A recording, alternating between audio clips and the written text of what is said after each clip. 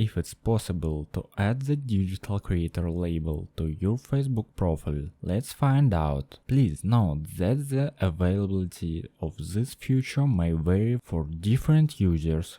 Here are the steps to check if you have access to the digital creator label on Facebook. Log into your Facebook account on any device, whether it's Android, iPhone or computer. Click on the button located at the top right corner of the screen. Swipe down and locate the Help and Support option. Click on it. In the Help and Support section, you will find various options. The one we are interested in is the Help Center. Click on it.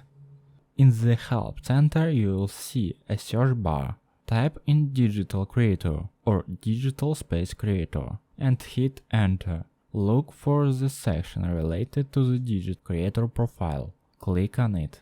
In this section you will find information about the digital creator label. The option that interests us is Access Creator Support from Facebook. Click on it. At this point you will be able to see if you are allowed to use this feature. The availability of the digital creator label is currently limited and may not be accessible to everyone. If you see a message states that this feature is only available to some people, it means you are not currently eligible to add the digital creator label to your Facebook profile. If you found this video helpful, please like it and consider subscribing to our channel for more useful tips.